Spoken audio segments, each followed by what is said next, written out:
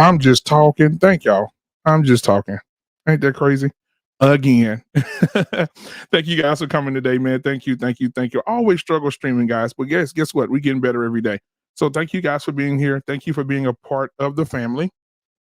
Thank you for just being here today.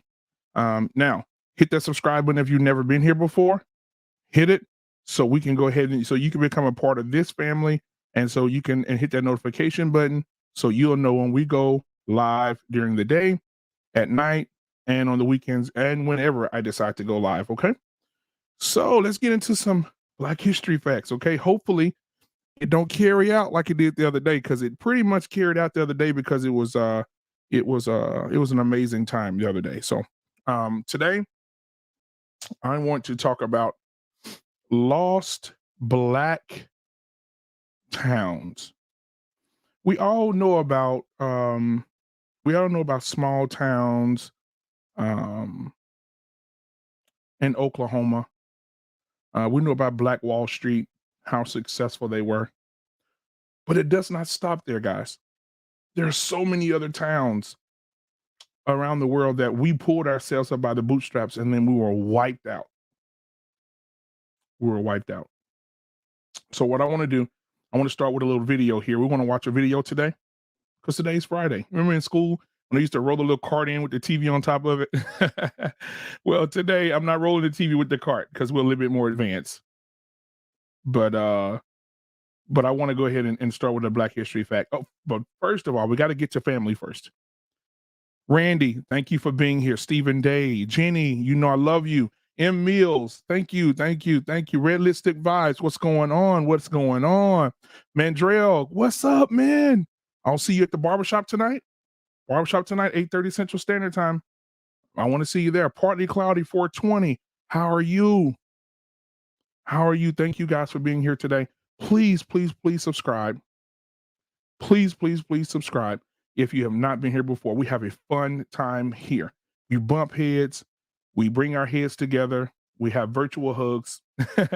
So we're going to continue to bring it. All right. So let's jump into this. I want to talk about lost Black towns that were so significant to Black people and Black culture, and they were wiped off the face of the earth because of something. Some culture of people said, you know what, we just don't want it. So let's go ahead and start with the video here. Let me pull it up here. Give me just a second. Go back. Let's see here. Where is it at? I had it pulled up. Okay, there it is. Yeah, there it is right there. All right, here we go, guys.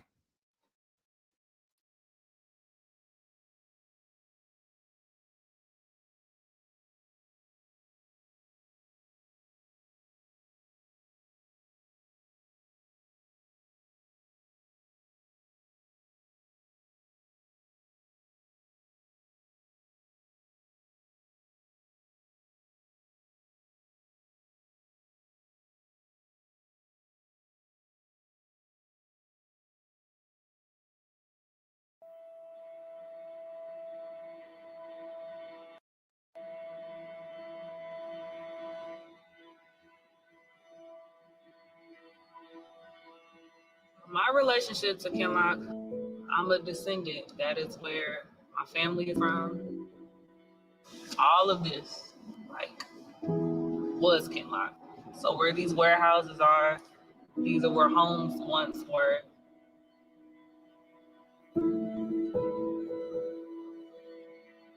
My grandpa migrated up here from Tennessee and met my grandmother here. And he had kids. They raised their kids, and so they were bought out by Lambert Airport in the late 80s, like hundreds of other Black families in Kinlock, and then they ended up moving to Ferguson. So unfortunately, I never got an opportunity to see the house in Kinlock. I wasn't born until after they already moved. But for me, I just really wanted to learn more about, where my family was from. I wanted to learn more about my dad's upbringing, capturing his story while he's still here to tell it. But also, I just want to learn more about the area that who raised me.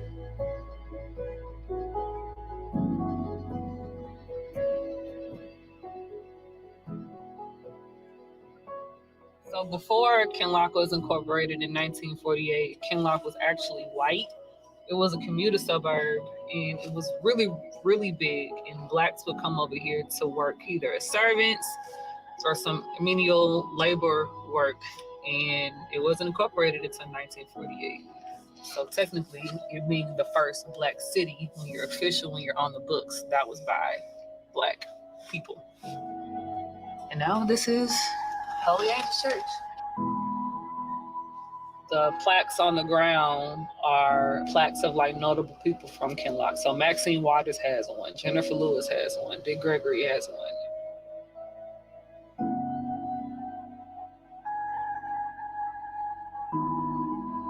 The displacement of Black people, Black families, and Black communities have gone on for decades throughout this country. This is for the descendants of Rosewood, Florida. This is for the descendants of Tulsa, Oklahoma.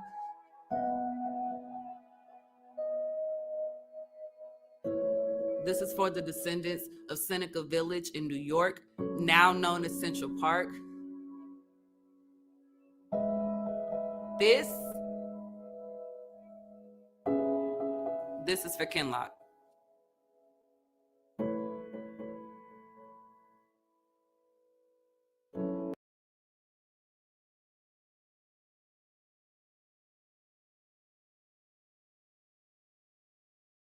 Guys, amazing, right? Put it in the comments. Come on. Let me see what you guys are thinking. So to go into a little bit more of this, I want to read a little bit on Kinloch. It says here for Kinloch, the oldest African American community to be incorporated in Missouri. Right? How many of you knew that? Kinloch, Missouri, right? The oldest African American community to be incorporated in Missouri. Kinloch was home to a vibrant and flourishing Black community for much of the 19th and 20th century.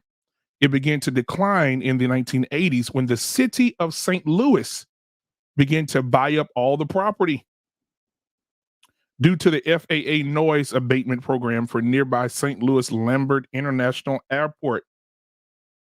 Right? Between 1990 and 2000, Kinloch lost more than 80% of its population. 80%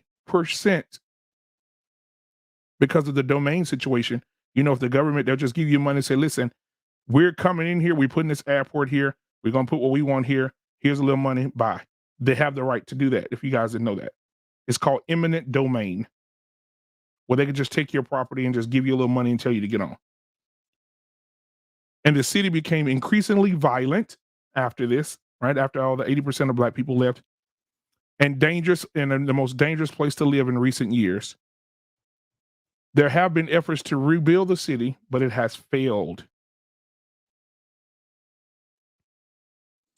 So, guys, let's look at a list of other prominent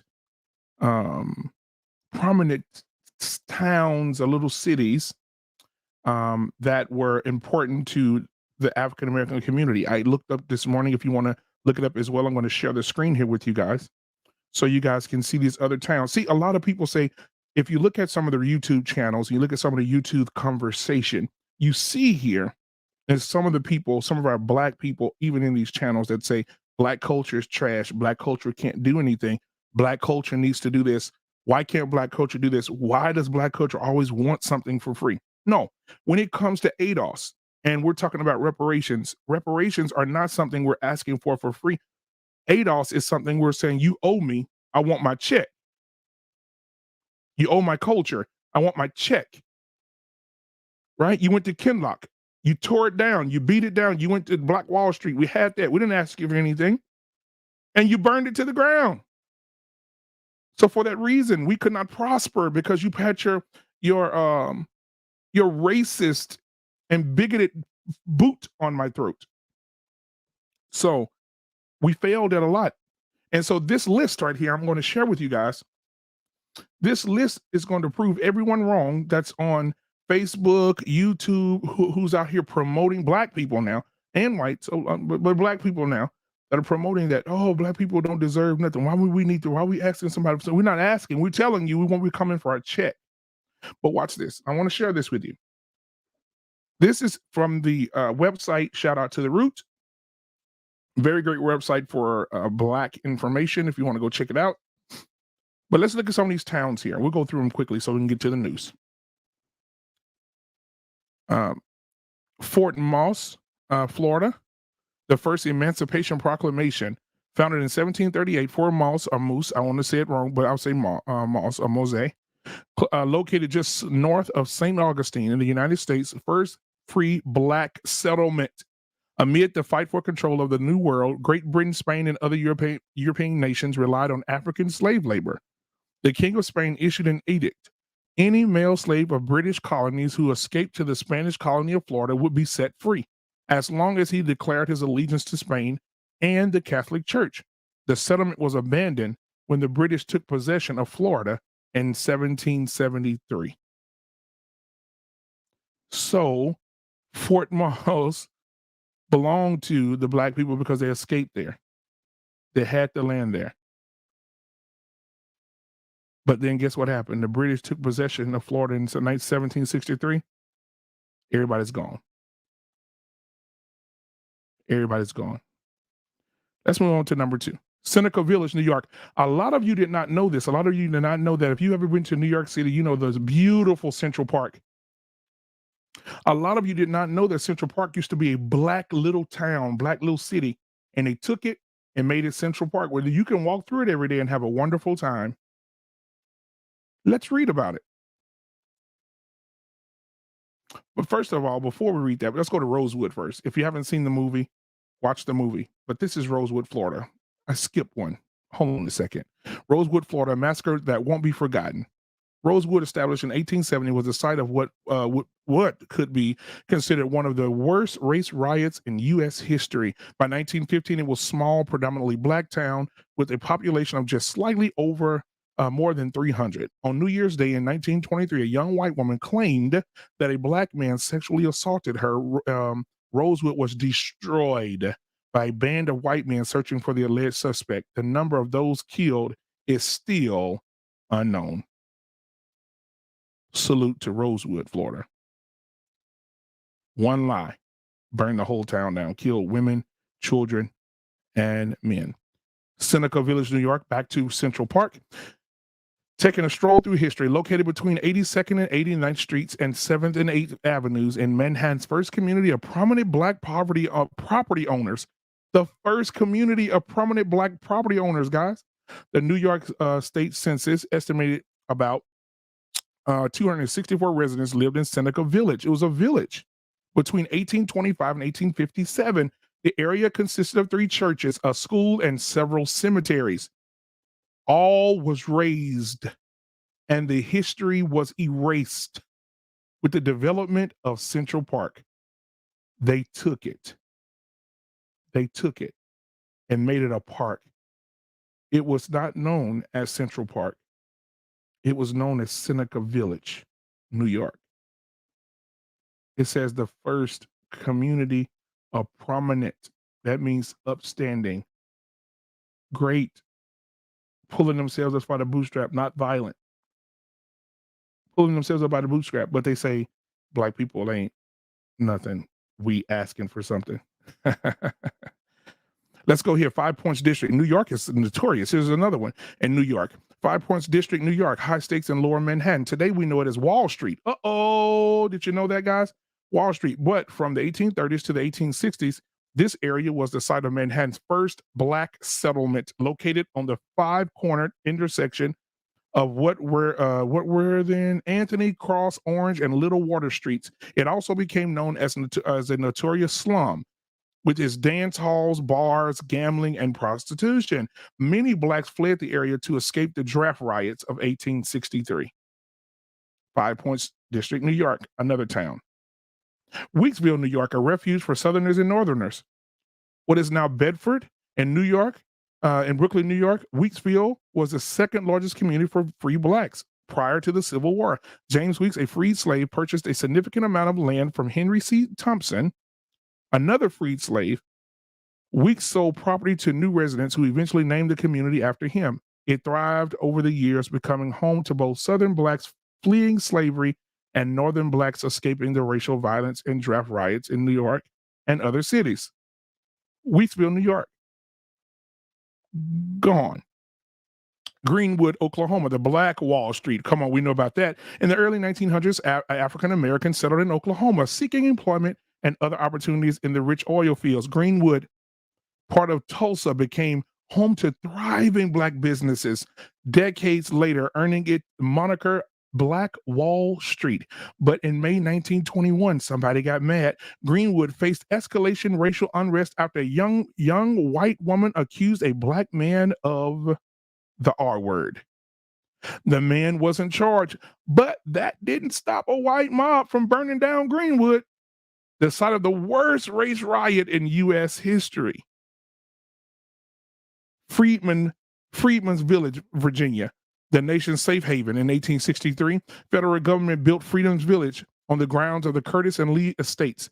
There were about 51.5-story houses, 50, each of which was divided to accommodate 2 families. Togetherness.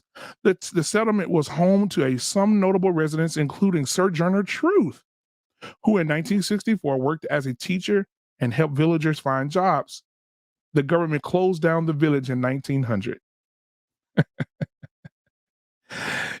It is now the site of the southern end of Arlington National Cemetery, the Pentagon, and the Navy Annex building. Look, guys, they took the village and made it the Arlington Cemetery for the fallen soldiers. You couldn't find anywhere else. It had to be in a thriving neighborhood with 51.5 2-story houses with 2 families living in each house. Do the math. That was a community. You took it, and right in their face, the government took it and made it Arlington National Cemetery. They put the parts of the Pentagon on it and the Navy Annex building as well. Allensworth, California, a California dream. In 1908, Lieutenant Colonel Allen Allensworth and 4 others set up the California colony and home, promoting association with the mindset of establishing states for all Black township. Located in the Santa Fe rail line, by 1914, the town housed the first Black school district, a judicial system, and a hotel. The town struggled to stay afloat in the face of setbacks from water supply issues to the railroad. Closing its stop there. The township is now preserved as Colonel Allensworth State Historical Park. They cut their water off. They cut their water off. They couldn't get water. What happens when you can't get water? You have to abandon your area. Shout out to the chat for those I haven't spoke to. OG Patrice is in the building. M. Mills is in the building. Canadian-born Nigerian is in the building. Anye is in the building. Come on. Good. Hey, guys, it's so good to see you. So good to see you. So let's continue. Friedmanstown, Texas, Houston's Little Harlem. At the end of the Civil War, thousands of freed slaves purchased land and built their homes along the Buffalo Bayou, dubbing it Freedom's Town. And over 6 decades, the town thrived with churches, schools, stores, theaters, jazz spots lining the cobblestone roadways. By the 1920s, it was known as Little Harlem. But the Great Depression caused many to lose their homes.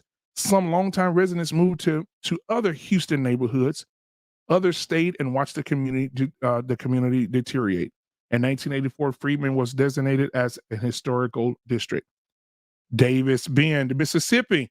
Oh, we know about Mississippi, a progressive slave town. Davis Bend was a former plantation owned by Joseph Davis, who created a more self-governing community among his 350 slaves. Benjamin Montgomery, one of those slaves, served as the overseer. After the war, Davis sold the land on which his plantation was situated to Montgomery for $300,000 in gold. That Black man had some money, didn't he? Montgomery maintained the free cooperative community until the 1800s, but the community fell victim to a poor economy and racial hostility.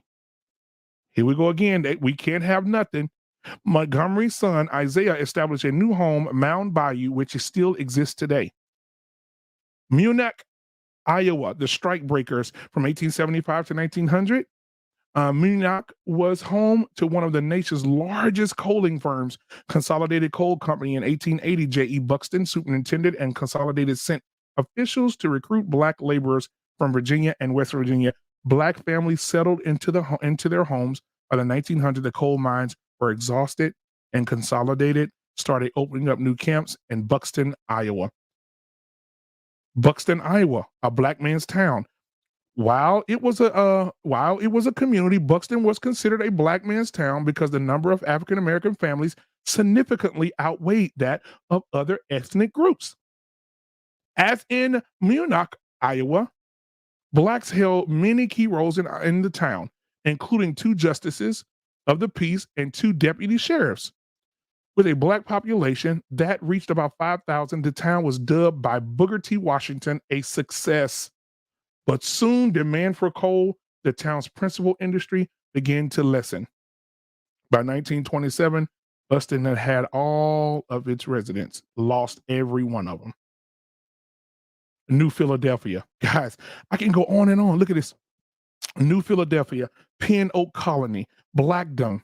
Look at all these places. And then we sit and we talk about we don't have anything. We sit and we say we haven't been we don't have anything. We had never had anything. We're poor. We're this. No, these people worked hard to build these towns, and they no longer exist. Done. So, guys, thank you for that. I wanted to share that with you today as a little known Black History fact. If you like those Black History facts and want me to continue them to bring more knowledge about them, please put one in the comments. I love to have some feedback from you guys because this is why we do this. I want to make sure that my people know about our people, right? So put a one in the chat if we can continue that as we move on to some news here. So let's talk about let's see. I definitely want to talk about, let me go because we want to shorten it up today because of the Black History. Went a little longer than expected, but I love it. So today we're going to talk about Dave Chappelle. Now, I don't know if y'all know about Dave. Dave Chappelle just had a problem. Dave Chappelle threatened, he threatened the town that he's from. Let me share this with you. Dave Chappelle, this is from CNN.com, guys, if you want to go check it out. Dave Chappelle, a plan for an affordable housing portion of a new development in Yellow Springs, Ohio, was reportedly been scrapped after the comedian Dave Chappelle added his voice to those opposing it.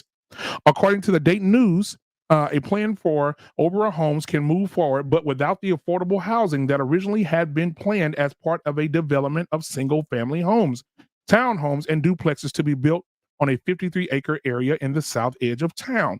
The publication said that the village had been working with Obra on the development. In a statement to CNN on Thursday, Chappelle's publicist Carla Sims wrote Dave Chappelle didn't kill affordable housing. Concerned residents and a responding village council killed a half-baked plan, which never actually offered affordable housing. Chappelle, who plans to open, watch this. This is when you have this. He has some power. Chappelle, who plans to open a restaurant and a comedy club in the area under his company, Iron Table Holdings, LLC, was one of several who spoke out Monday during a village council meeting about the project.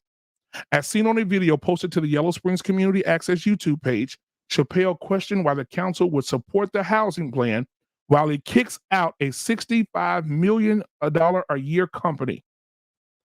Dave Chappelle said in the meeting, "I cannot believe you would make me audition for you." Chappelle said, "You look like clowns. I am not bluffing. I will take it off the table." The Dayton News reported that it was one of the numerous residents who spoke out against the affordable housing portion. See, what they do is they try to pacify you and say, "Hey, listen, we're going to bring affordable this and affordable that," and people's eyes get real big, like you see those sales at the cell phone place when it says free phones. Oh my God, we're giving a free phone today. But these people weren't dumb. They looked at the small print, just like you do on the free phones. Oh, free phone, but you got to add a line. These people, look, we get free housing, but And Dave Chappelle, a multimillionaire that could have sat at home and did nothing because he doesn't need the housing, but he spoke up. He spoke truth to power. And then they tried to make him the face of why it's not happening. But the people stood up for Dave as well because he showed up at that meeting. Let's move on. Let's see here. This one here was really good. If it load, there it is. So let me tell you what. Look at this one. Texas, Louisiana, and Mississippi sued the Biden administration for raising federal contractors' minimum wage to $15 an hour. So basically, multimillionaires don't want regular people. Multimillionaires do not want regular people to make $15 an hour. They want to keep them. They want to continue to keep. Watch this. Let's read this. Let's read a little bit of it. The 3 states have sued President Joe Biden's administration for raising the minimum wage at federal contractors. The contractors don't want to do it. The federal contractors don't want to pay that money. They don't want to pay $15 an hour. Hey, let us keep paying these people. I'm paying them $8, $9. What is wrong? What are you talking about? Right? The multi-state lawsuit filed Thursday by the attorneys general of Texas, Mississippi, and Louisiana, the 3 most racist states in America, seeks to have a court overturn the mandate that brought contractors' wages up to $15 an hour, arguing that it will cause unemployment, inflation, and a drop in consumption. Now they're worried about their pockets, but that should let you know they're not worried about the pockets of the people that work for them. My grandfather had a saying, your boss will never pay you enough to be their neighbor. They want to keep their boot on your neck. They're losing control. They're losing control, and they're losing it, and they don't like that. They don't like the feel of it. They don't like the feel of it. What's $15 an hour to multimillionaires? Come on. I don't even think it has anything to do with the money. I think it has something to do with power. We have power over these people. Why? Why? Crazy. Okay. Last but not least, guys. Last but not least, I want to know in the comments before we get out of here, who y'all got for the Super Bowl? Who y'all picking? Come on. Come on. Come on. Who y'all picking for the Super Bowl? Are you watching? Put it in the comments. Are you watching the Super Bowl to see Dr. Dre, NWA, Snoop Dogg, and the rest of that crew? The rest of that crew, Death Row Records, do the halftime show? Because I remember back in the day, you couldn't even, they were burning the records of NWA. And now you got NWA, the surviving members other than Eazy-E. You got Ice Cube, Snoop Dogg, J-Lo, all these people showing up for the halftime show. Oh, this is gonna be epic to see all those black faces and rappers running around there. Oh, it's gonna be epic. I can't wait to see the faces of the commentators and all the people in the audience. I can't wait. I can't wait to see it. Right. So I'm looking forward to seeing I really want to see that. The game, I want to see this halftime show. I want to see this halftime show, guys. It's gonna be crazy. It's gonna be crazy to see the people that, and they had them down for so long. You couldn't even, they wouldn't even let you buy records. Matter of fact, they was arresting NWA at each city. They would come to perform. They say, if you perform those songs, you're getting arrested. Does anybody remember that? Well, they were arresting the NWA group and the members. Crazy. Well, guys, listen, it's been real. I'm going to let you guys have the rest of your afternoon. Thank you guys for showing up. I'm so glad that I'm able to provide an afternoon brunch for you guys. This, also I want to promote other content creators. I want to talk about Brianna. Brianna is in the chat. And so I want to praise her for her content. I also want to praise OG Patrice for her diligent work in these YouTube streets on ADOS. You want to know anything about ADOS? Man, she's on it.